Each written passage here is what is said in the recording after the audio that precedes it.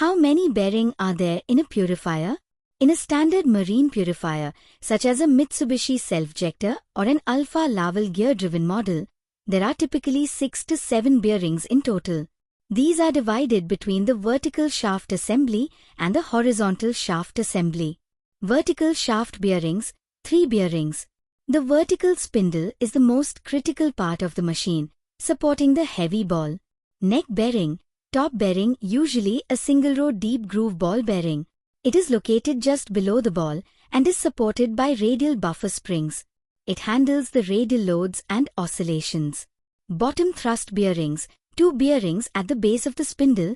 There is a set of bearings, often a ball bearing and a specialized thrust bearing, that carry the entire vertical weight of the ball and spindle assembly. Horizontal shaft bearings, 3 to 4 bearings. The horizontal shaft transmits power from the motor to the vertical shaft via the worm gear. Motor side bearings, usually 2 ball bearings that support the end of the shaft near the friction clutch. Worm gear side bearings, 1 or 2 bearings located near the worm wheel to handle the radial and axial thrust generated by the gear meshing. Electric motor bearings, 2 bearings. While technically part of the motor, these are essential for the purifier's operation.